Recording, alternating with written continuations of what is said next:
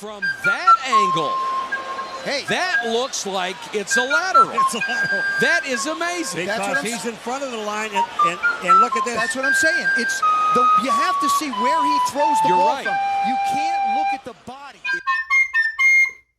We are back again with week 2 to talk about in the NFL. Now, let me just say, it has been an eventful Wednesday for NFL it's been an eventful day. That's like the best. It's like Wednesday, quite the tumultuous day for really just for one franchise, honestly. Really just for one franchise, but it's enough. It's enough tumultuous nonsense to cover the entire league. Look, Wednesday is not a day where NFL football is played, but doesn't make it any less interesting. This was, I think, much better than this week's Monday night in terms of football entertainment. We had some stickers for Monday night games, but we're back and we got a lot to talk about. I am Roman. I am a Philadelphia Eagles fan from Bucks County, Pennsylvania, currently living in upstate New York in the beautiful Salt City, Syracuse. But how are you feeling, resident Rams fan? Resident Rams fan Riley. Wow, this is such a good alliteration. I like that. Really is a nice my name's Riley. I am a Rams fan. I live in North Hollywood. Hollywood. How are you feeling about your Rams? You guys had quite the game. I mean, I remember you were sending out the defend the house messages at a certain point. Yeah. I really wanted them to, but it is what it is. We almost had it, but Stafford sort of shit the bed. No offense to the old guy. No offense to old Unc right there, but it happens. He's old. I forgive him for it. But I got what I wanted out of the game, which was, Puka Nacua having another monster game. Yeah, I mean that guy is just we'll get to Puka, but rare to see Stafford shit the bed. Again, I love Unc. Very rare. You can always put in the older guy, Stetson Bennett, but Eagles had basically what we expected. Basically, we expected the Eagles were another shitty win from the Eagles. Another shitty win from the Eagles. They're injured. They've got new coordinators. It's taken them a second to catch their stride. It starts to be a question if they lose this week to the Buccaneers, who, as we went over last week, I do think are kind of good. But enough of this. Enough of this. This sort of rambling and babbling. We've got some serious matters to discuss today. So on today's episode, we're going to be hitting off some fireworks, talking a little bit about some of the more minor storylines, just kind of some quick bang takes. But then our major discussions focus around whatever the fuck is happening in Chicago right now. The LA Rams, if this is the surprise team this year. And then whatever happened to the Cardinals, a team that we already knew was bad, we already knew was really bad, and somehow is maybe even worse. Is living up to however bad we thought they were going to be and more. I saw all the critiques being mostly about not having Kyler, but give it up for this just horrible coaching staff. Yeah, just an absolute John Gannon disaster class unfolding on Sunday, and we will get into it. But like I said, we've got some quick hitters. We're going to talk about some of the more, what I think are minor storylines from this week. First one, I'm going to ask for your reaction. Are the Bengals all good? I don't really know. I think it's really easy to say that the Bengals aren't good currently. I mean, absolutely they're not. They're 0-2. I mean, I see people have the comments of they started 0-2 last season, blah, blah, blah, whatever, which you do have to understand that they didn't have a really crazy bad point differential last season in the first 2 games, and Joe Burrow didn't look like the worst quarterback ever. You have to consider all that. Like there's more to it than just the fact that they like went 0-2 last season and did good, and now they're 0-2 now. Like it's Yeah. two different types of 0-2, and this type is way more worse, way worse, and way more panic mode in my opinion for the Bengals. I And like don't. Zach Taylor, man, we had our questions, we had our doubts about Zach Taylor, and they're currently starting to come true. I'd say. Yeah, I think that's a good take. I mean, I personally don't think the Bengals or Bengals fans should be in panic mode right now.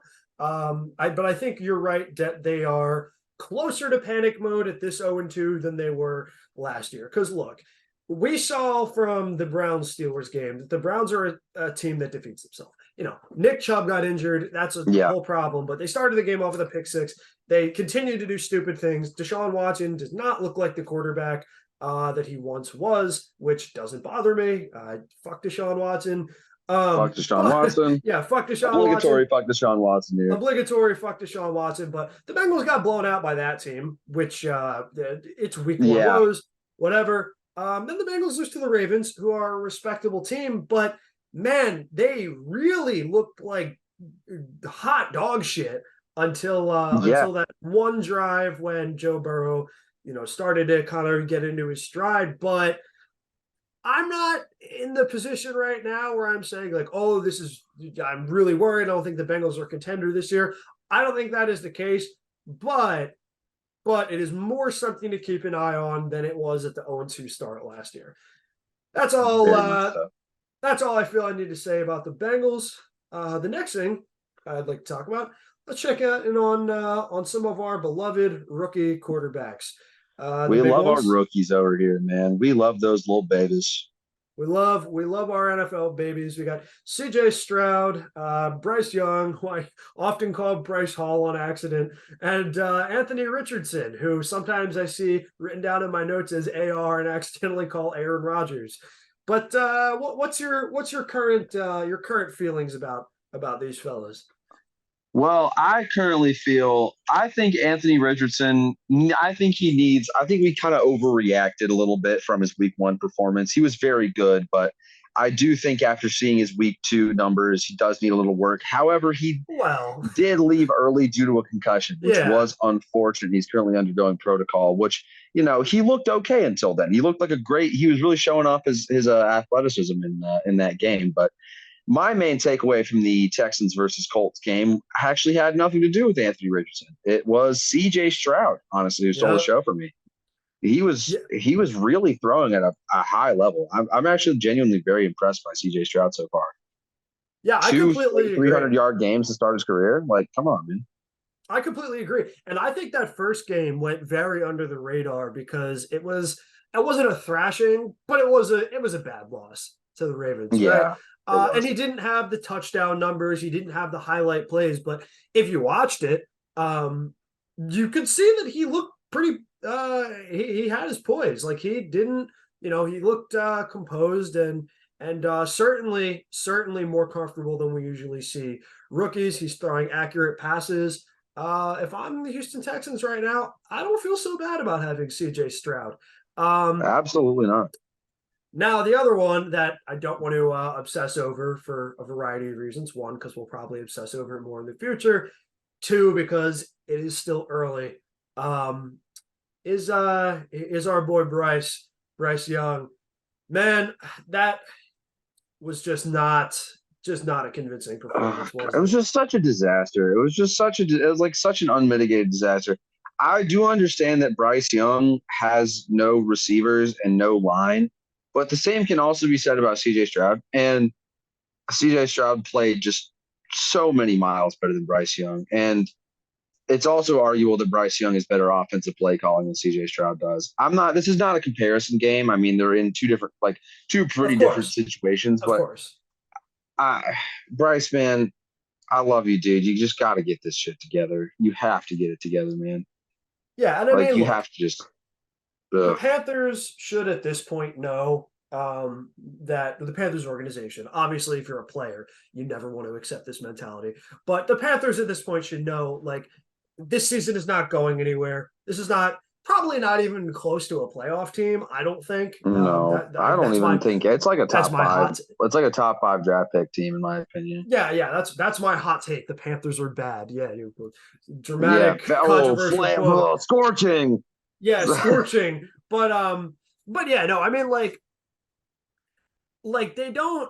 It's not that Bryce has to turn it around immediately or there's going to be an issue. It's not that. That's not the situation he's in. Yeah. But the thing is, because I know you personally. I remember during the draft, we kind of were all thinking Anthony Richardson. He looks like the highest ceiling quarterback we have here. Bryce Young maybe looks like the more safe number 1 pick. And we were both not really a fan of the Panthers using that number 1 overall pick for something that maybe appears a little bit safer. But I mean, yeah. The meme headline. As I said, it was like I mentioned it earlier. It's just kind of an extreme way to put it, but it was just a little limp dick to me. I think if they had just, it would have been a lot better if they had just like swung for the fences and gone for like Anthony Richardson or something.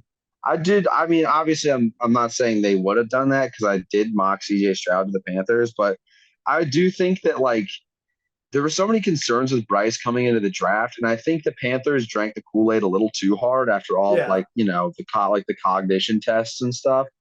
I think what it is. The Panthers might regret that decision. I don't know that. I can't see the future. It's so early to tell. And I think what it is it's a front office kind of I want to keep my job sort of thing. Yeah, it was safe on purpose. It was safe on purpose. Safe on purpose. Like, and again, I don't think this is like we're in no position right now to say, oh, this was a bad pick. Like this guy, no. No.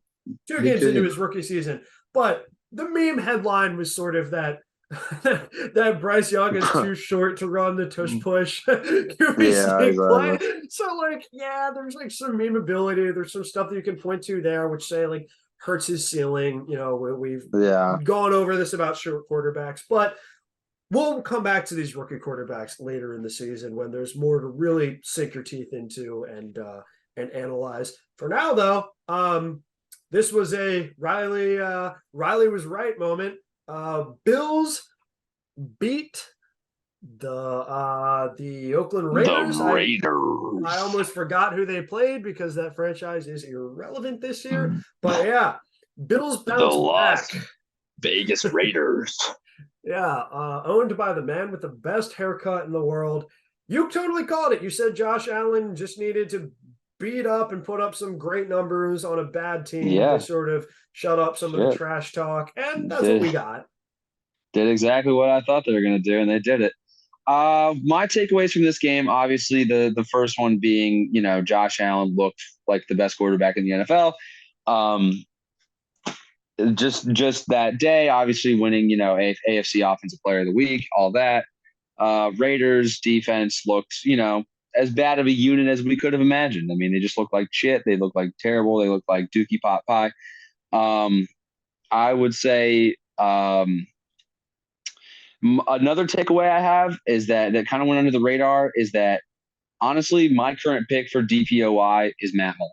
And I won't get into that too much, but I think Matt Milano is the current Defensive Player of the Year just because I know that he can continue this throughout the entire season, whereas other contenders might not be able to. But that's a conveation for a different day.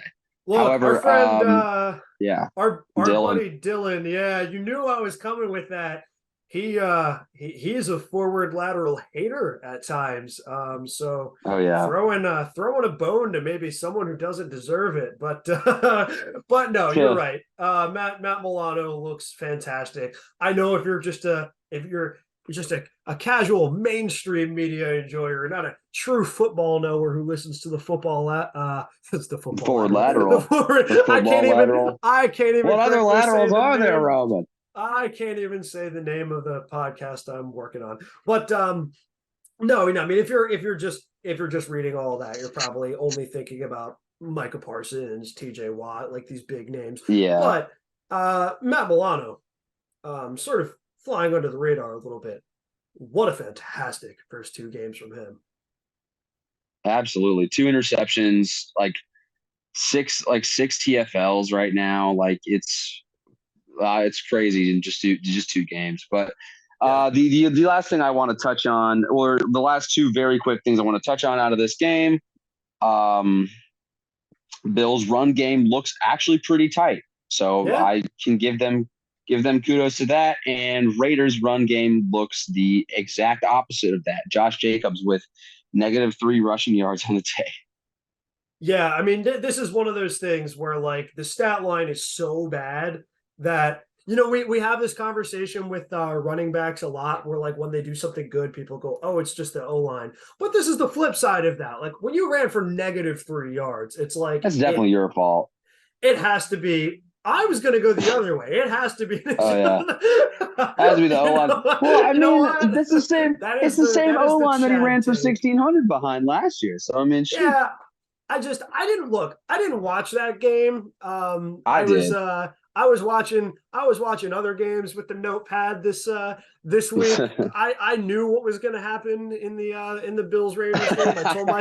I told myself. I mean, everything that you could have thought was going to happen happened. So I mean, but what an absolute Giga Chad opinion of like if you had -3 rushing yards, you must just be fucking putrid at football. Exactly. That's just. I'm not trying to. Just playing devil's advocate. That's all. Fair enough. But we can debate that all day. But here's something we probably won't debate. Kirk Cousins off to, I think, the best start of the season of any quarterback so far. Yeah. Other than the fumbles, which have lost him the game. Well, yeah. I mean, you can be the best quarterback in the NFL and like have not won a game, but it's gonna be a hard conversation to have. I personally don't think Kirk Cousins is the best quarterback in the NFL right now. I don't either. He might be having the best start, but you can also consider Tua for that.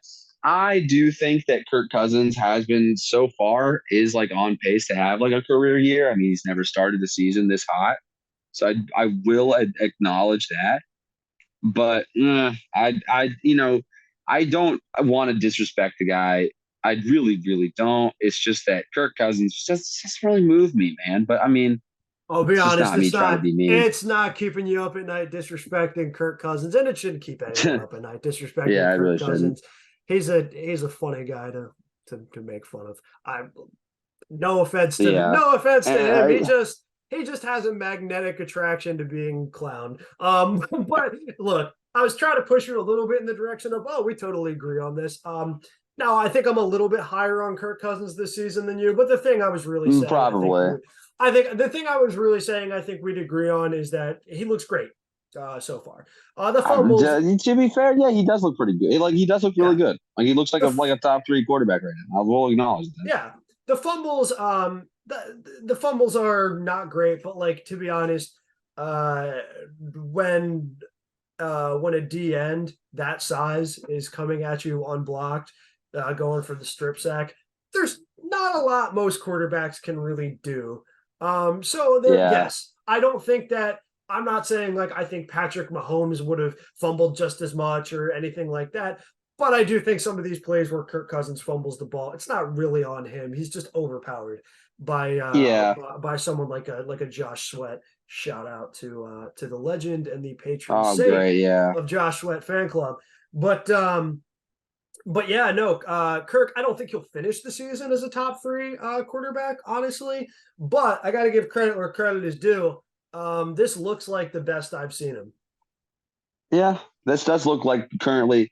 But I mean, it's not really like it's not my job to hate on Kirk Cousins or like deny Kirk Cousins. It's not until we're monetized, baby. No, I will say, like, there's so much you could say, but there's so much you could say about Kirk Cousins to try to discredit it that you could also say about other quarterbacks. So I'm just not going to try on that. Right. But next topic to talk about. It's our last quick. The Rams, man. What are Oh the no, Rams up to?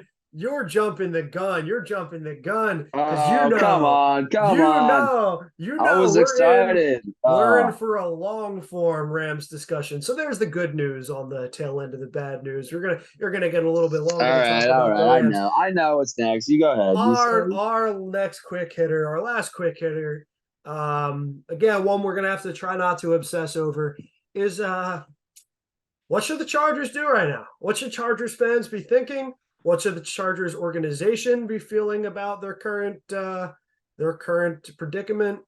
Just what do you make from that abysmal loss to the Titans? Well, I will say this. I do think Brandon Staley needs to be fired and like not put on a flight home. I think he should just be forced to walk home. But I Oh, will I will say this. I see a lot of people saying Herbert deserves better, which I see that standpoint. But I think about it in the way that, like, yeah, these losses are happening. There's got to be something Herbert's not doing that he needs to be doing, right? Like, it doesn't just happen to quarterbacks. Like, there's got to be something he just isn't doing that yeah. he needs to start doing. But I mean, I I don't know what that is, so I'm not going to really comment on it more than that. But I do really think that I expected more out of Herbo. You know, Yeah, I'm not uh, really willing to. I mean, look, in off camera, off mic, we've had the Justin Herbert liability debate. What does he need to what should we be holding him accountable for? What shouldn't we be? And you definitely want to, definitely want to hold him accountable a little bit more than I do. But yeah, I a agree. little. I think Staley um I think Staley should be a firing that happens before the end of the season, and I think that he should. I think he should have been fired after the implosion against the Jaguars, which is by Yeah, no honestly, means a that hot is take. true. Which is by no means a hot take. I think that was where a lot of Chargers fans were at. That he was one of the people who should have been out of town immediately, and I was kind of when you said it should be made walk back because that reminded me of a scene from a movie, The Good, the Bad, the Ugly, which I forgot to bring up is sort of the through line we have for this episode, which is the good, the bad, and the underdogs, talking about the teams that we, at this point, have an immediate sense of where they belong. And I think that is a perfect segue in to talk about one team which is admittedly very bad and very ugly of mythic proportions. We knew this team was going to be bad. We did not drink the They're Chicago worse than Bears we thought they were Kool-Aid. going to be. They're worse than They're we they're thought they were going to be. they're worse than we thought we were going to be. Today just changed my entire outlook on the Bears, though. Like, It really what the did. hell? It really did. If Look, For those of you that don't know what happened, the Chicago Bears organization, centralized at Hallis Hall, is currently under investigation for um, well, possible that's possible no, possible that's it. that might be. So you Jesus clear me up Christ. on this. Are they being, Okay. like, they're not being investigated? They're not being investigated. Clear Let it me up. clear I got a let me lot of clear up what's misinformation. It was hard to let me sift clear up through. what's going on. I want to start by just reading a headline from the Chicago Tribune today, which I think just sums up our wacky Wednesday Our just wonderful perfectly. Chicago Bears. Our wonderful Chicago Bears, and that headline is Alan Williams resigns as defensive coordinator on a bizarre day at Hallis Hall, even by Chicago Bears standards, was the headline today. And oh boy, does that fit.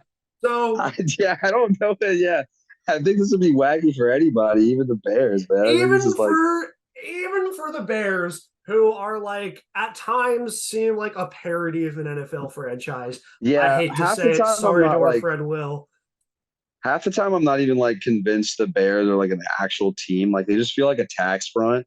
Like, they just Yeah, no, like really, like it's they just been don't feel really like this. Like, it rough. just doesn't feel serious. Like, it feels like a Adam Sandler bit. It really does. I mean, it's like in my memory of watching Chicago Bears football, like the prime Chicago Bears was the Jay Cutler Bears, which I know reflects on me being a Zoomer, me being 22, all of that. But like the Jay Cutler years are what someone who is which is 22 so years funny. old remembers as the pinnacle of Bears football. I mean, that's That's so just funny. yeah. Because Jay Cutler wasn't even good. He wasn't even a good quarterback. Like No, that was like no. I mean, Jay Cutler was like notorious among Bears fans. I feel like I for remember being inconsistent. Yeah, for being feeling inconsistent and for being someone who wasn't enough for Alshon Jeffrey. Was exactly. a Yeah. storyline I remember hearing. But that is enough. That is enough of a tangent.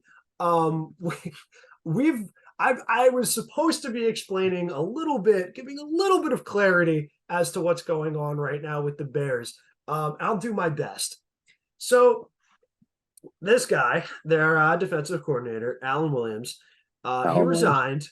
The claim from Randomly. him, yeah, the claim from him and for some reason his attorney, which is now relevant in the scenario, is that he did this for personal health reasons. We also know from the Okay. Chicago Bears organization that, or from Chicago sports media, anything like that, that there was a bit of a rift between him and their head coach. Head coach is sort of taking over defensive play calling, so maybe this influenced it, but we know that that's not the whole reason. That there is a little bit of football tension. Yeah. But the real atomic bomb in all of it was the rumor came out that he was investigated by the FBI for possession of, what do you think a guy gets investigated for? It's Oh, not I it's don't know. not Possibly drugs, possibly other things. No, that yeah, wasn't it. it's not government secrets, it's not nuclear codes, it's good old Chris Paul possession. Yeah, But good old cheese pizza that, for possession, that was man. the sort of accusation that was implied. He That and later again got debunked his about, well, not attorney. debunked that he had it, but he did say that they like it did get like said that he wasn't actually being investigated, which made the whole Yeah, story way weirder. so the Bears claim at this point, the Bears organization, as well as Williams and his legal team, claim that that is not true. That is an outright lie. That never happened. There's no truth to it. I am not a reporter. I have no inside beat on this. I don't know what is going on. I don't know if there's any validity or any truth.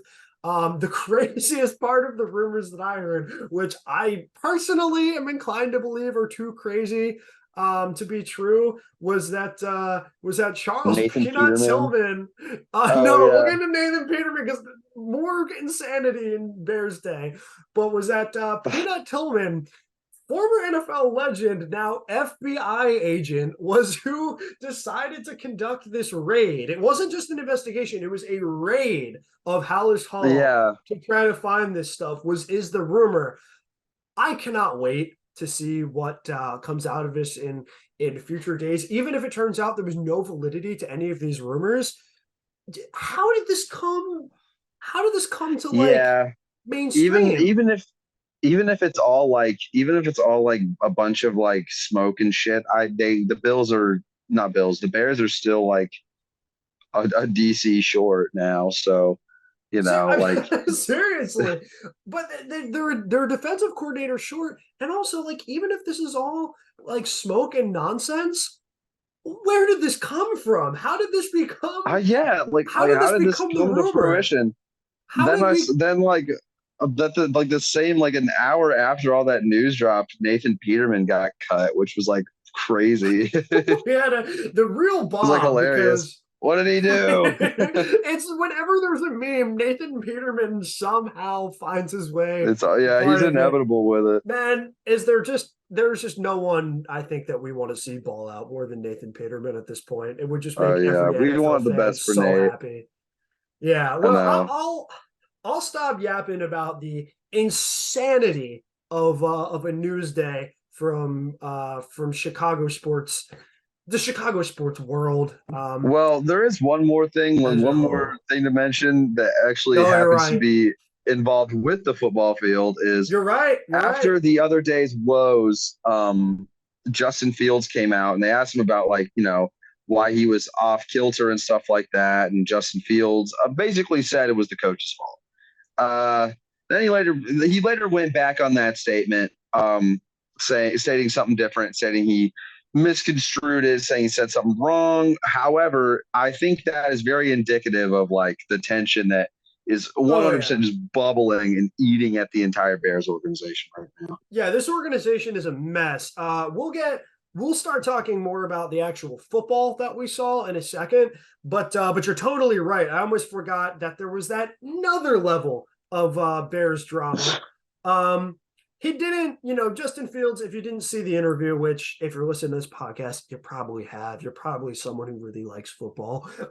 He said, basically they asked him why he thought he was robotic or why he was robotic, whatever.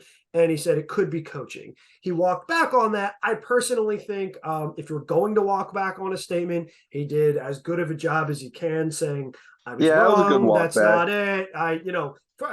For a walk back, I think it was good.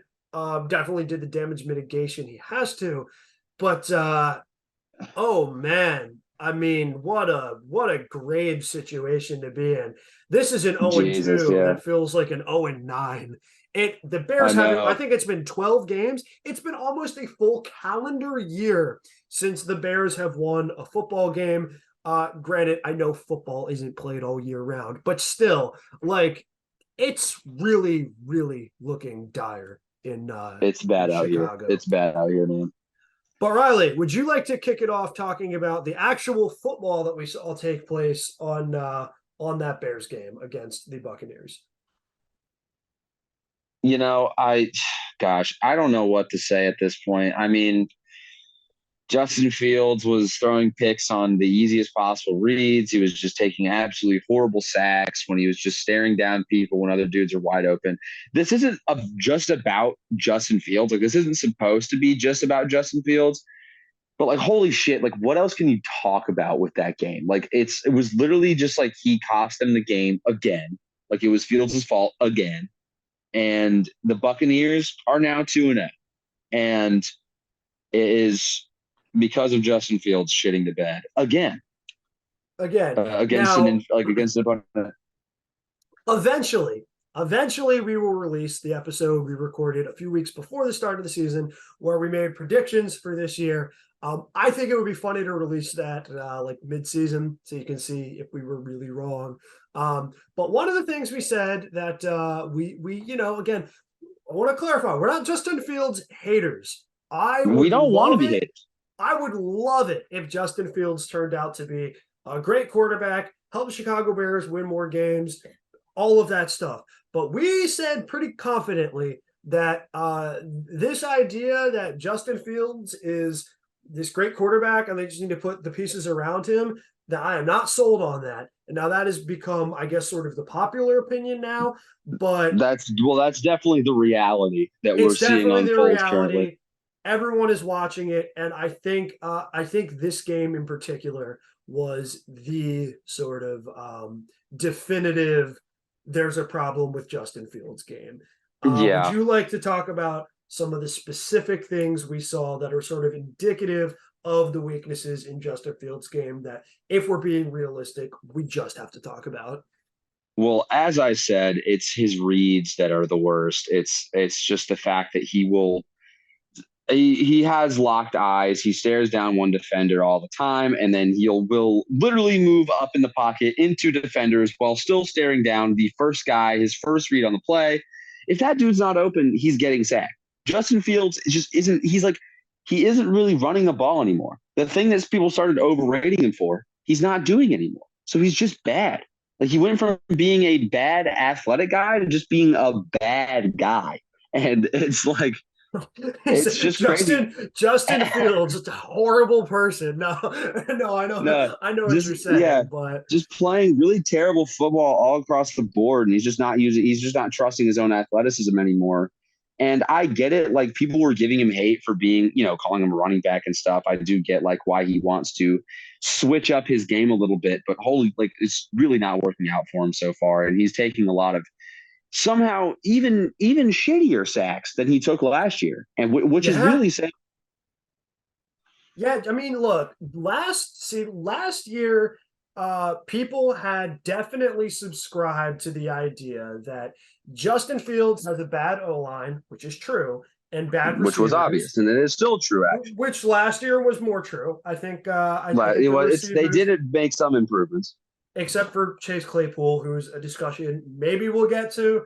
No, But no. Eventually, if this keeps happening, we might. eventually we'll have to talk about the Claypool situation. But basically what I'm saying is Justin Fields sort of had this inherent goodwill from a lot of fans that like these sacks he's taking is a pure product of the offensive line. If you were watching Bears football and with a critical eye, you could see that many of these sacks were in fact Justin Fields' fault. There was a lot where, like you said, holding onto the ball too long on the reads, trying to waiting too long to escape a collapsing pocket. This was a problem he had. But this game put it on full blast. And there was one clip in particular that I know you know the one I'm talking about, where Justin Fields has these open receivers, sees a pocket collapsing, and then actually runs further into the defenders. And I mean, from the broadcast angle, it's like a hilarious clip. Like it was shared around all of like NFL meme, Twitter, and all that. People were using it as an example. Just gives me a fucking headache, man. Yeah, just giving you a headache. There was that one clip of the guy saying that Justin Fields is better than Jalen Hurts, and then people compared it to that clip. Yeah, all this stuff we saw. That clip was just abhorrent. Obviously, that's like a real low light. But it was kind of a low light. It was kind of a low light that people, I think, needed to see, or sort of brought people's negative thoughts and feelings on Justin Fields sort of onto the surface. And then the other low light that everyone kind of can't stop talking about, because there was two in this game. Pick six. Yep, the abhorrent pick six. Would you like to talk a little bit about that play?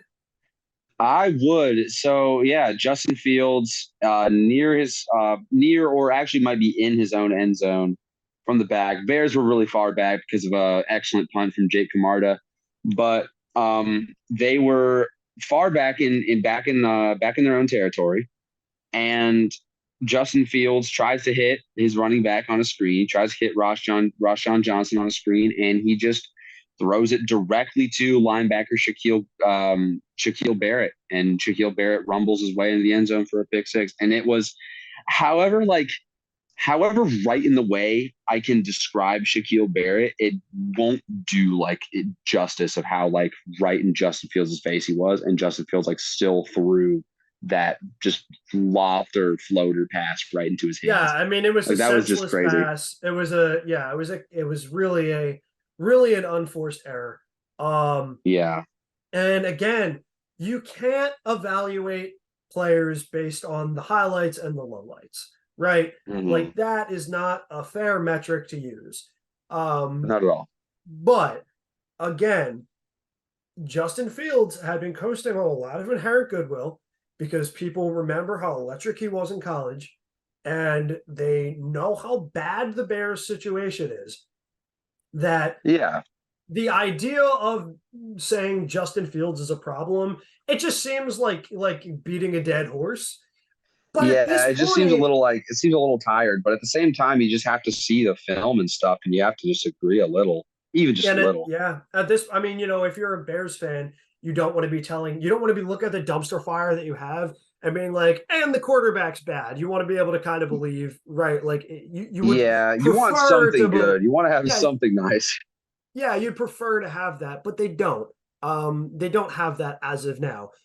Justin Fields spoke pretty honestly about. I have the exact quote somewhere, but basically him saying that he vows to say, quote unquote, fuck it and just play more freely. And he says that that's when he thinks he plays football at his best. He says that reminds, I don't remember if he said this exactly, but basically that was more Ohio State. Justin Fields. Yeah. Again, these are good things to be hearing someone say, like, that's honorable. That's noble. Accountability. And again, Justin Fields has done nothing to make me like be a hater of him. I want him to succeed. I really do want him to succeed, but it's just, you just see all this stuff, and I agree with what you said. I don't. If I were a Bears fan, I definitely wouldn't want to just like have, be knowledgeable of the shit this franchise does on a daily basis and be like, oh, well, Justin Fields also sucks dick. Like, you do want to be able to like just not blame the guy for just, being bad when all this shit is happening around him. Like, the Bears franchise, like as a whole, is just extremely distracting for any player that plays for them, I would say. But it's, you see the film and you see the plays, and you just have to have your questions and you have to have your doubts about things. Yeah. It's just natural, really. As bad as I thought the Chicago Bears would be, to kind of wrap this up a bit, as bad as I thought the Chicago Bears would be, I did not think they would be a team that would be knocking on the door of a potential 0-17 season. And that looks like a real possibility right now. You can't guarantee that. It just like feels bad to say, but yeah, you can't guarantee anything. But you can't it guarantee could that. happen. Obviously, it's like mathematically It's just the whole improbable. situation. It's just everything that's happening. Yeah, but it's so bad, right? I mean, this is like this is really shitty. A bad situation of like historic proportions. I mean, a week 2 coordinator resignation. This Justin Fields versus the coach, this FBI crazy, bizarre FBI rumor. I mean, this is like new heights of like dysfunction. And it's only week 2. I mean, they could do one of two things. They could turn it around and they could go, 8-9, 9-8. They could find a way to turn this ship around, or they could sink it even further and go, full winless. I don't know which is going to happen. I don't know if either of those is going to happen, but they could go one of two paths here. The only personal complaint I have is that at the beginning of the season, I placed $10 that the Arizona Cardinals would not win a single game this year under John Gannon. And unfortunately, the Cardinals and the Bears play each other at one point this year. So that will be a real nail biter for me. Speaking of the Cardinals. Speaking of the Cardinals, well, do we want to talk about the Cardinals right now, or do we want to go on to some positives? We can say that. We can talk. Be nice. We can be nice to somebody. Let's be nice. Let's be nice for a little bit, and let's get into a real area of Riley expertise. I know everything about this right here. Your underdog, surprise team potential, Los Angeles Football Rams. What do you think of the season so far? Well, I mean, how do I feel about the season? I feel great. I mean, every time I see Stafford balling out, I feel awesome. It's like one of my favorite sights in the world. But full honesty, I think the season has been a total success. I mean, it's obviously really early, but one of the games I was worried about, we looked competitive in, at least, and we just fell off the rails a little bit. But that was expected. I mean, most people have the Niners as like their number 1 team this season, so we held our own very well against the arguable best team in the NFL, which is I think is honorable. Yeah, you guys were a drive away. Yeah, we were a drive away, and honestly, I think it's us being a surprise team is a thing I think that we can lend to our surprise performers, right? Being namely Puka Nacua, Kyren Williams, Tutu Atwell having a bit of a breakout so far, Matthew Stafford looking back to classic Stafford form. I think that we can lend a lot of our current successes to these guys starting to play at levels that either we weren't expecting them to get to or weren't expecting them to get back to. I mean, even Brett Maher has been like pretty knocked out on the field goals. Didn't expect that. Personally, no, look, definitely didn't expect that. But let me just say, Brett Maher, I was not familiar with your game. Yeah, man. But you mentioned a name that is the name that is every fantasy football player, team owners. Number 1 on their radar name right now. Who the fuck is this guy? Puka Nacua. I don't even know how to say it. Is it Nacua? I think it's Nacua. I was so unaware of this guy's existence until until you I were telling me honestly, you were excited about him during the NFL draft, and now is he the oh next yeah, Larry Fitzgerald? Larry. Well, he's not as tall as Larry Fitzgerald, but um, you know, I am going to be wary of the expectations I set for him. However, 25 receptions through 2 games is nuts. And it Nuts. doesn't matter like what receiver you are, like who you are, that's fucking ridiculous. And I do think that I do have no reason to believe because what did we see? We saw him perform well in week 1, and we saw everybody be like, okay, that's cool, but he is playing the best defense in the NFL next week. I'm not sold on him just yet, And which is he fair. cooked. He And cooked. he shredded the Niners to bits. Like 15 catches for 147 yards. Like he went. No, he could. He was better. He was even better than he He was did in week better 1. against like the best defense in the He's NFL. even. And This so guy's awesome.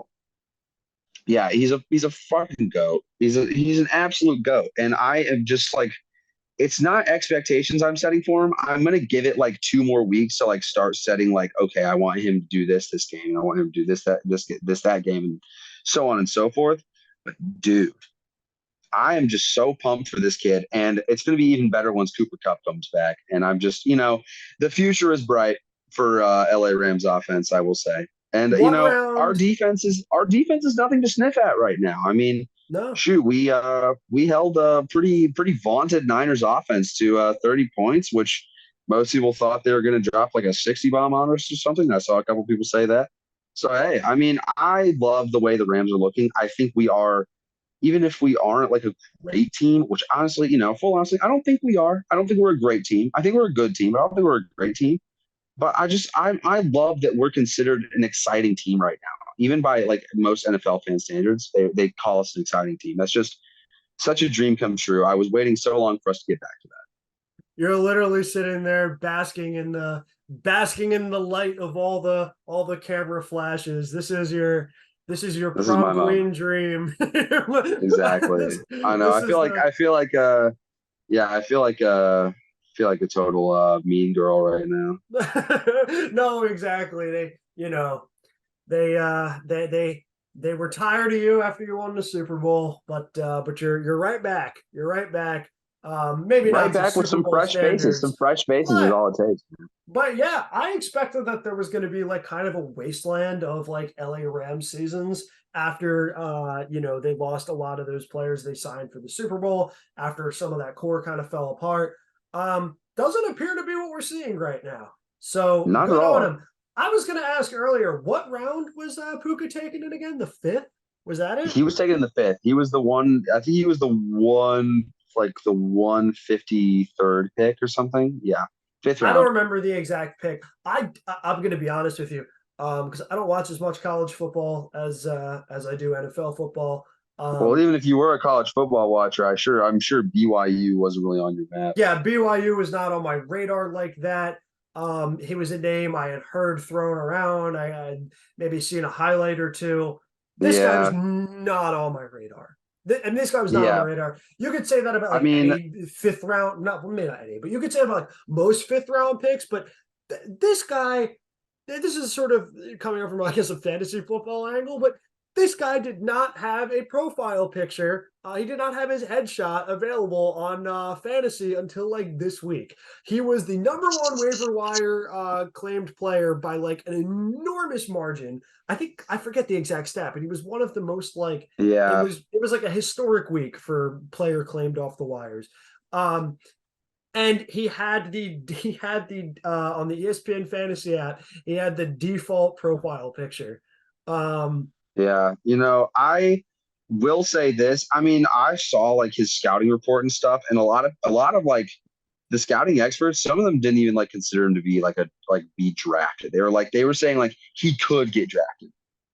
And like seeing him just That's like wild. completely torch defenses right now, just like I think it's going to be crazy whenever Kupp gets back, and defenses are going to have to focus on, okay, who are we guarding? Are we guarding Nacua or are we guarding Kupp? And then if you're guarding both of them, you got Tutu Atwell, baby. So I mean, hey, amazing offensive future from this Rams team. Right. I mean, because here's the thing: is like we see this breakdown with a lot of teams with these like good wide receiver tandems. Clearly, you never have a situation where it's like, well, we're just only going to put a man on one of them. Leave the other guy open. Hope they don't notice. Like, right? It's not like that, but it's the kind of thing of like, what do you do with your safeties? Like if they're both running in a certain zone, who's got them? What kind of extra things? Like there's all this game planning around a player like a Tyreek Hill, right? Absolutely, or Justin Jefferson.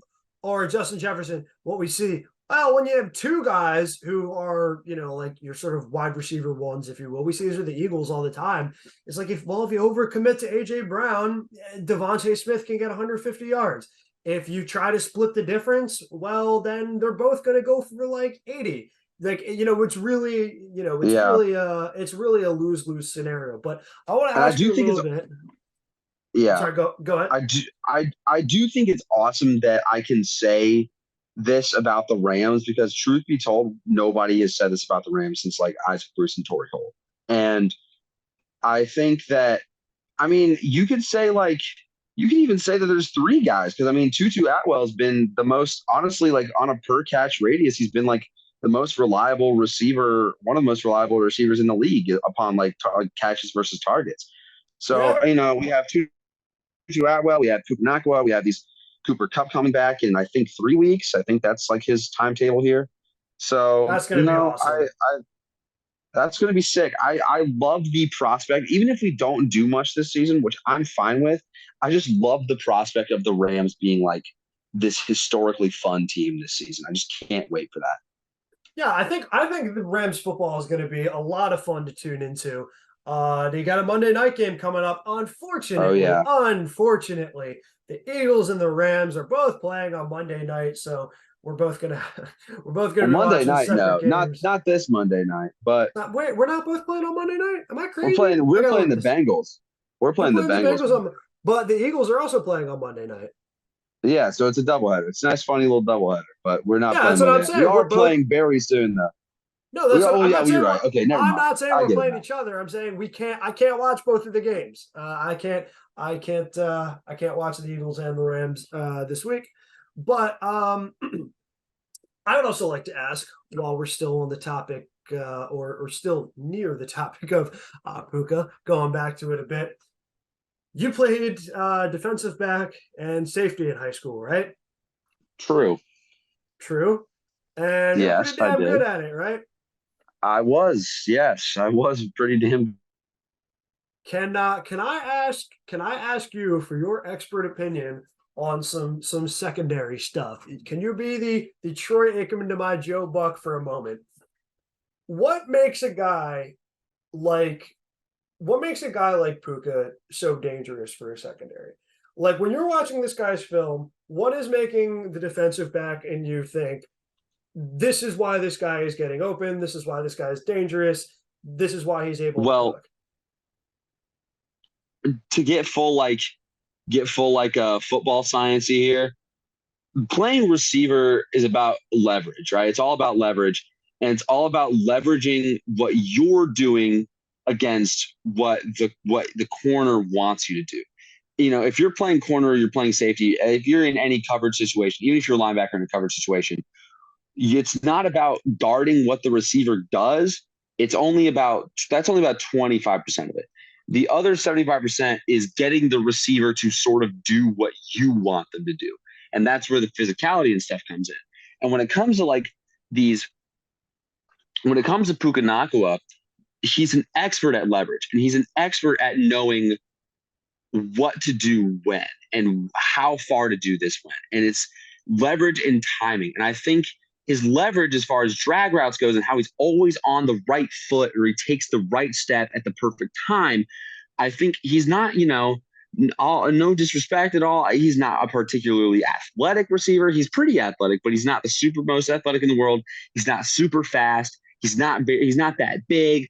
He isn't that physical, but he has crazy good work with his leverage. And I think that's what's getting him open, and that's what's getting him these great looks all the time. Yeah, I think that's a perfect sort of explanation. Obviously, as the Puka film comes in more and more, we can sort of analyze and break it down more if that's what you guys want. If you want One more. film If you want this to be the analysis Puka over cast, podcast where you can't see the film, um, but yeah, uh, but because here's the thing: when a guy that's this good at his position drops that far in the draft, usually the reason why is the athleticism, right? You're like, well, the yeah, it's sort of usually the combine stats don't match up, but like what I think it could be hard to understand for someone myself never played football at like a high school or higher level, like what makes a guy who's not particularly the most athletic so good at wide receiver at like getting open. Why is this guy open? And I think you kind of nailed it with that leverage.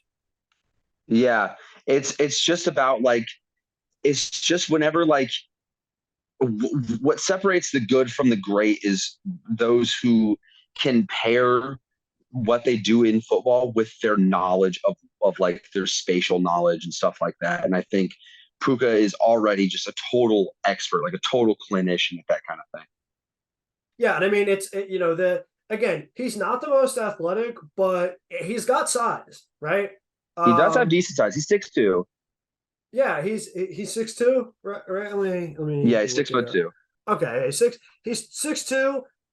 He looks small. He looks And a little small. Yeah, but on the I field, said he I looks said like when you're small. watching the games, I he looks said bigger than you think small, he is. not small. Oh, he is pretty small. He is I'm kind of giving small. him a compliment, but yeah, no, I mean when we get these replays of Puka on his big catches, we can usually see that this is coming down to the footwork. And again, that is something that makes me optimistic for what we're going to see throughout the rest of the season, because every Yeah. now and then you have these wide, like, one game wonders, if you will, wide receivers who, like, Yeah. they burnt someone down the field who they're just much faster than, or they made a couple really Yeah. crazy athletic grabs, and it's like, holy shit, they have 120 yards receiving and a touchdown. But if you really look at the film, it's like, well, they had some of their best plays, and that's kind of what it counts for. Yeah. This guy is technical. I mean, he's just getting He's just open. knowledgeable about what he does. Yeah. Yeah. And And so he's a very obviously another thing, that I'll touch on just really quickly is obviously he has amazing hands. Like his his hands are very good, and his spatial awareness and footwork with the ball is also very good. It's sort of like what I see in him is sort of a bit of like, I think this will make a lot of sense. AJ Green. I see a lot of AJ Green in him, you I can know? see what you're saying. I can see what you're saying. Like I see a lot of AJ Green, just the way that AJ Green was very good in space and very good with the space he used. He didn't play football with like, okay, I'm running here and I'm here and I'm here. He sort of played football like a game of chess. And Yeah. I think I'm not saying Puka is like that genius set or like that like future Hall of Famer knowledge yet. We can see those flashes. And that's what I think is really exciting about that kind of player.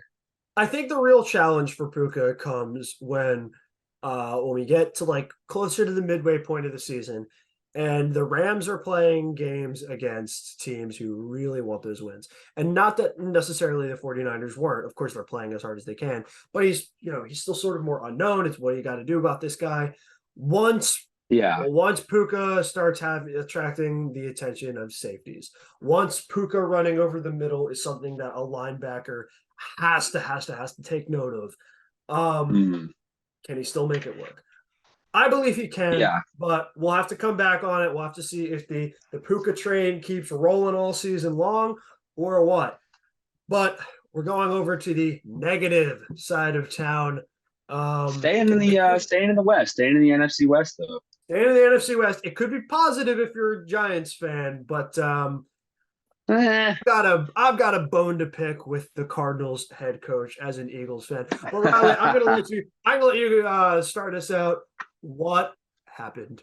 Just describe to everyone who doesn't already know, which we always say it's probably everyone you probably do know. Um, What the hell Well, happened to the a Cardinals? little bit of backstory on the Cardinals head coach. If you know anything about football right now or anything about like what's going on in the football world, you know that former Eagles defensive coordinator Jonathan Gannon was hired as the Cardinals' new head coach. Jonathan Gannon being the man who a lot of Philly faithful believe cost them the Super Bowl. So yeah, that's already a great look. What happened on Sunday is that the Arizona Cardinals, led by head coach Jonathan Gannon, played the New York Giants, came out to a 21-0 lead, and then uh, blew it all. Final score being 28-31. Giants win. Yeah, they had them So 28 to yeah, 7 in the third, like midway through the third too. yeah. Complete implosion. Really, no other way you can phrase it. Just an absolute disaster class. And this was a season-saving moment for the Giants. Now, when you get obliterated 40-0, even by a team that everyone is sort of on there, maybe they're a contender radar. Maybe, to be fair, maybe people weren't thinking that way about Dallas until they did that to New York. But if you know ball at all, you know that Dallas is not like a bad team this year. They're good. No, they're very good. They're very good. When you get obliterated like that, on opening night, and then heading into the second half of this game, you're being shut out by a team that people think is like definitively hands down the worst team in the league this year. You're so close to like it's just gonna collapse, the culture's gonna implode, the whole locker room is going to be lost. I mean, Yeah. we say a lot all the time, like, oh, we don't want to overreact about this, we don't overreact about that. But like Yeah. locker room culture is huge in football, and like Truly. you need something to turn it around. Well, they did it that game. Again, this is Brian Dable being just one of the best coaching hires we've seen in years, of like on any team. I personally believe, amazing Yeah. game for Brian Dable. I think it was a pretty good game. He did definitely. It was a great turnaround, obviously. Yeah. But this comeback, this comeback is huge. We were updating our personal QB tier lists the other day, and there's one tier that's just Dan Jones. It's the Dan Jones tier. And this game, I think, just epitomized why there is a Daniel Jones tier. Because quintessential Dan Jones here, because he was sometimes he's absolutely fucking abysmal terrible. the first half. Sometimes he's the Messiah. Like And sometimes it's in the same game. Yes, and sometimes it's in the same game. Exactly. I truly think, from looking back at the recap of this game, I think the the turnaround point of this game was the 3rd and 12 on the Cardinals 35, where the Giants were rolling. They kind of had some setbacks, and it was like, what are they going to do with this drive? They're down 28-7. This is when the game is looking like, 95% chance the Cardinals are going to win. And Dan Jones scrambles for a 12-yard first down. Yeah. After that was point, they just kept coming. Now I'm going to cue. Oh, God damn it! I did it again. You did it again. Great one.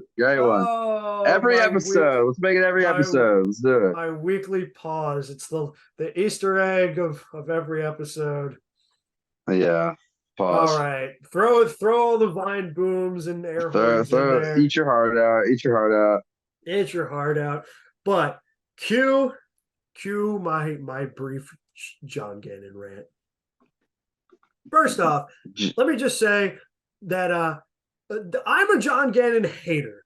So like, this is somewhat coming from a place that's not of just like sober analysis. Like, I just genuinely or generally like don't like this guy for what I think were the damages he did to the Eagles season and organization. last year and the season before. He coached a terrible game in the Super Bowl, but just doing a bad job is not enough for me to like hate someone. And again, I don't hate him, like he's not a criminal, but Yeah, he didn't kill your family, dude. yeah, kill my family, but seriously, not like in a sports sense. Someone, this man had agreed to terms with the Cardinals before the Eagles were in the Super Bowl. And finally, he did actually come out and say recently that he personally also owns up for the Super Bowl loss and thinks that he cost them the game. But this guy was someone who Eagles fans, myself included, at the beginning of the season last year, before we even knew we were like a Super Bowl run team, were saying, this guy's a red flag. I don't like what I've seen out of John Gannon. As the season went on, even when all the media was saying historic Eagles defense, amazing defensive line, the fans themselves were raising the red flag about this guy. I was one of them. What are the issues with John Gannon? Well, he does not make adjustments. I mean, this man is seriously handicapped at when it comes to mid-game adjustment making. And if this Cardinals-Giants game is not the perfect example of that, then I don't know what is. I mean, they just let them get passes up the middle of the field over and over again. I mean, just drive after drive of unanswered scoring from the Cardinals. Yeah, let's let Josh Dobbs do this shit to us. Or let's like or it was Dan Jones doing this too. It was second half, Dan Jones. It was Dan Jones. Yeah, Josh Dobbs is who they're hopes who they're trotting at a quarterback right now. Yeah, exactly. But another massive issue we saw with John Gannon: unwillingness to blitz, unwillingness to be aggressive. You can't stop the run without a nose tackle in the field. Just generally bad at stopping the run in the first place. If that's the case against the team of Saquon Barkley, guess what? You're going to get eaten up. And look, when you're coaching the Philadelphia Eagles of last season, you can afford not to send blitz every time because you've got Josh Sweat, Javon Hargrave, Fletcher Cox, Brandon Graham, this just awesome D-line that they're going to get theirs. That's not what we're looking at with the Cardinals at all. No. You can't Their do best that. rusher right now is Dennis Gardeck. Who even is that?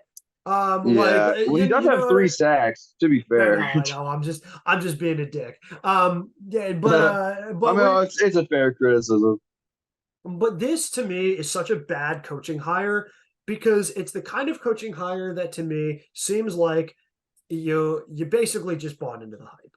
You looked at the stats of the Eagles defense, you looked at the Eagles record, and you looked at the fact that every time this guy talked to the media, he knew what he was doing. He's charming. He's likable, good on camera, all that stuff. I feel like you really did not do your due diligence into looking into this guy. And I know there was all the memes about, he's Michael Scott from The Office. And, granted, all that stuff was really funny. Oh, yeah. But, he's literally Murr. He's literally Murr from he's Packers Jokers. I mean, the fire, what did he say? The shots, explosions. Like, he's got all these, failed charisma moments, which I don't put that much stock into. I don't really care about that. That's just a funny meme. But your head coach cannot be someone who is not good with making adjustments. And I just think that that's what the Cardinals brought in for themselves. And when you bring in a defensive coordinator as your head coach, you're hoping that it pays off in a really elevated defense. You hope in the defensive sense, which it definitely has not done. And it hasn't. They just lost to a team that people think might be abysmal, the New York Giants, in atrocious comeback. Or atrocious, not a comeback from their was just side, so hard to well, yeah.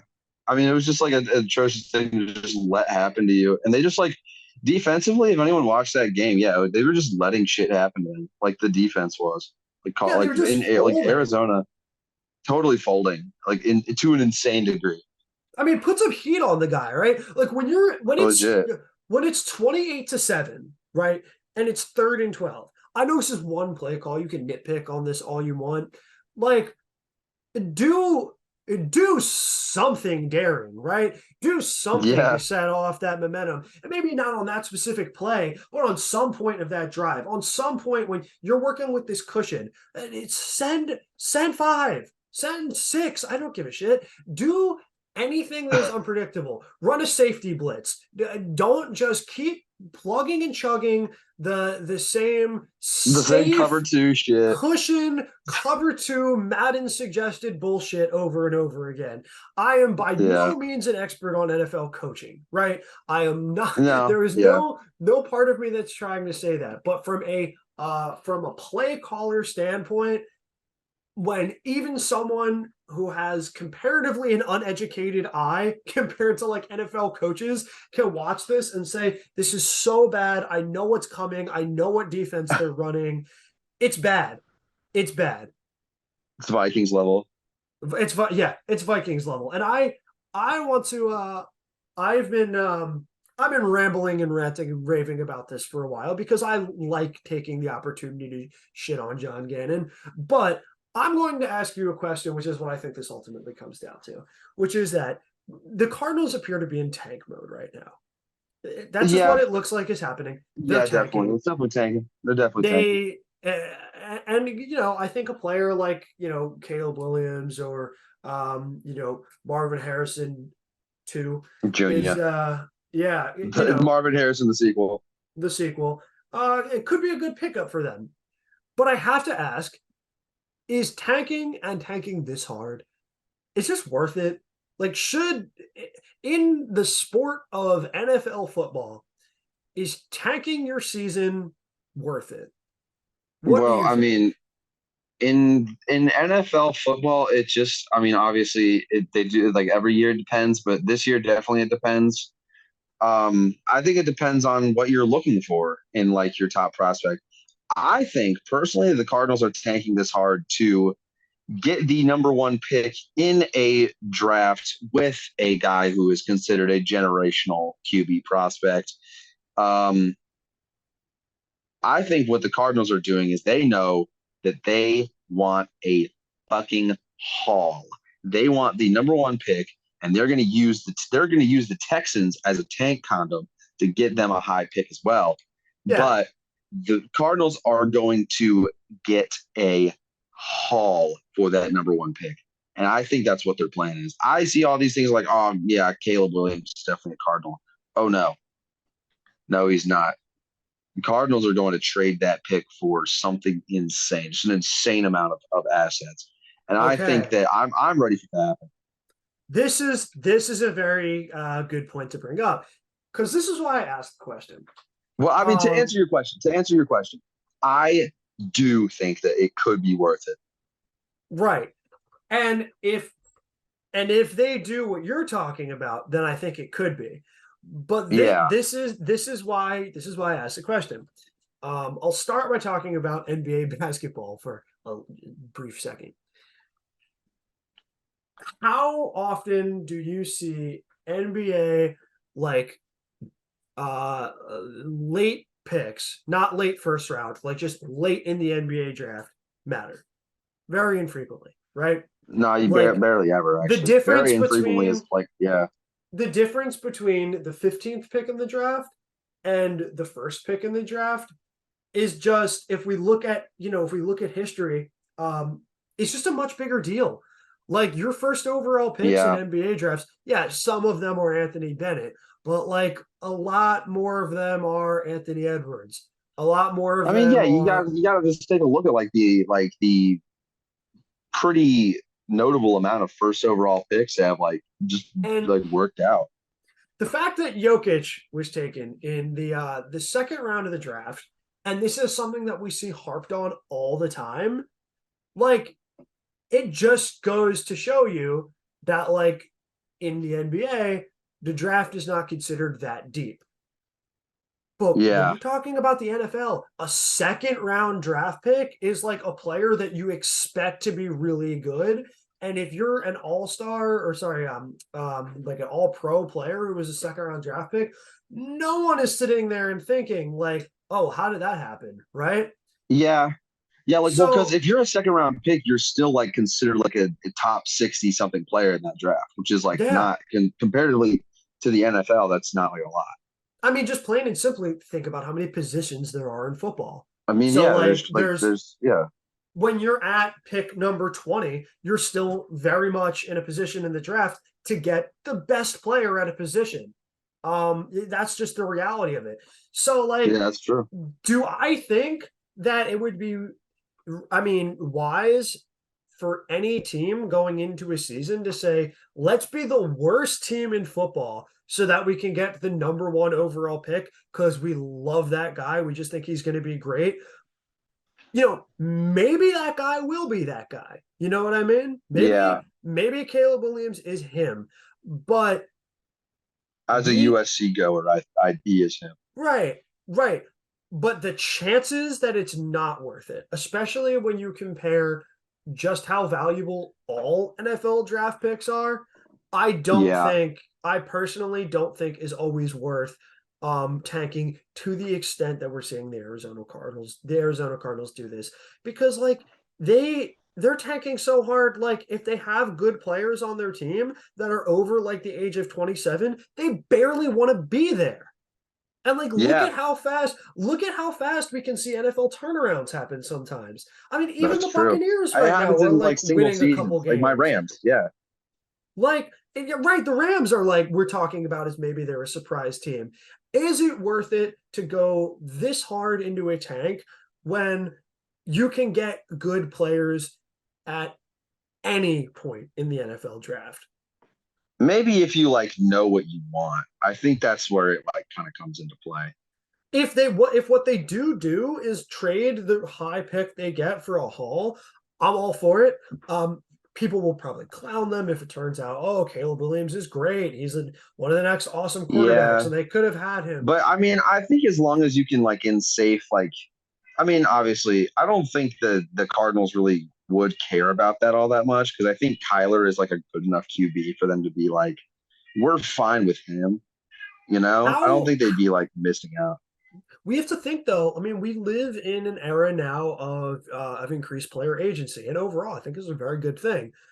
How many seasons can Kyler Murray watch of an abysmal, abhorrent team that has made just no effort to win before he starts to think, um, I don't want to be here?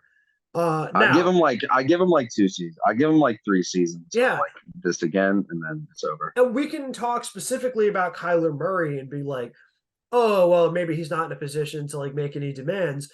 But one, Maybe. if we're talking about the NFL in a broader sense, not all the Yeah, that's quarterbacks true. are Kyler Murray, right? I mean, we can talk about things that happen 5 years in the future with people who aren't even playing it. But then the other That's side true. of things is even if it's not a Kyler Murray is demanding a trade situation, does his play just start to decrease because he's just in a Because he has no talent around bad him, it's situation? He possible. has no talent around him. Yeah. He's losing motivation. I mean, these are real things. These are real things that can happen. So basically, the Cardinals and the Yeah. It Bears are might, you know, dumpster yeah, fires. I do kind of retract my statement then. I think it would take I don't think there's a way it isn't worth it. I do like always think there's a way that it can be worth it. But at the same Yeah, time, like most of the time it isn't worth yeah. Well, we can conclude on saying the it. The Bears and the Cardinals stink. Cardinals are just awful, right? They fuck they yeah, they blow. They blow. If we're wrong about either of these, I will be shocked to astronomical proportions. I'm pretty sure the Cowboys and the 49ers are good. And Yeah, whatever. and Whatever. the Rams, well, only time Could will be tell. good. Could be pretty good. Could be pretty good. Do you have anything else you'd like to say before we let these people enjoy the rest of their night or whenever they choose to listen to this? Uh yeah, I will say just what's up on Thursday night football this week? We can give a little preview of that. What's up Giants versus Uh, 49ers? Oh God, terrible game. oh, I can't wait. Can't um, wait. Yeah. Can't uh, wait for that. well, this All will be right. probably out by the time that that game has already happened, and everyone will be talking about New York Giants 54-10 victory over the 49ers, and this will age Let's hope. horrendous. Let's hope. Yeah, right. That would be Well, right. That would be a real wrench thrown into the season. yeah. Give us But something to talk about. yeah, we'll end on the note we did last time. What game are you most excited for? What do you think is going to be that game that will be the sort of sleeper, very good game? Because you were right last time. The Falcons and the Packers turned out to be a pretty good football game. Yeah. I'm going to try to continue my streak. You know what I think will be a really good game? And I don't think this might not be a hot take. I think a lot of people do think this probably is going to be a pretty good game, but I just don't see a lot of people talking about it. My pick for possible game of the week contender is the Buffalo Bills versus the Washington Commanders in Washington, D.C. The Bills versus the Commanders. Describe that a Yes. little bit. Well, I mean, you have a team that's 2-0, looking to sort of prove it in a way, right? Sort of prove they belong. Sam Howell obviously looking to continue his current streak per se of good play. And you have a team in the Buffalo Bills looking to build upon the amazing and tight game they played last week. So I do think that, I'm not going to drop a prediction or anything, but I think it'll be a really good game. I think it will be sort of a defensive struggle, but I do think I am going to be excited for highlight plays, big throws, big runs from both QBs. I do think that it might be a battle of the run offenses as well. I do like the prospect of two 2022 draft guys, Brian Robinson versus James Cook, that whole ordeal. I just, could be a really fun game. A lot of good stuff going into it. Hey, man, I know they're technically our divisional rivals, but the Commanders deserve Sam Howell to be good. I hope Sam Howell's Yeah, good. they do. I think they do. I like Sam Howell a lot. I like Sam Howell. He's given me no reason to hate him. He's shown me Exactly. promise. Wouldn't it be great if some guy could come out of this as a above serviceable quarterback for the Commanders? Exactly. That would be nice for them. The game I have, because I am not a Rams fan. Sorry, Riley. I can say this with no bias. I am most excited for that old Super Bowl rematch in the Los Angeles Rams and the Cincinnati Bengals. Two teams looking to prove something. I always love those games. Two teams looking to prove something. The Bengals need to the Bengals, just simply put, need to not be 0-3, right? They need to prove that they don't suck. Like, that's like genuine. This is a must win for the Cincinnati Bengals. Not that their whole season is in the trash if they lose, but it's a very important game to win. And the Rams are just hungry for a positive record right now. That would be we need to we really need to have that. We haven't had it so long. So that's the game I'm most excited for. We will see you next week when we've got week 3 of NFL action to talk about. Let's by that point, let's see if we can get our hands on the script at that point. Hopefully, maybe it'll make our jobs a lot easier. Hopefully we can get that leaked script. But until then, we're just gonna have to keep hacking away at it and get through that Pentagon firewall. All right. Yeah. We will see y'all next week. Signing off for now. This has been the Forward Lateral. Hope you enjoy.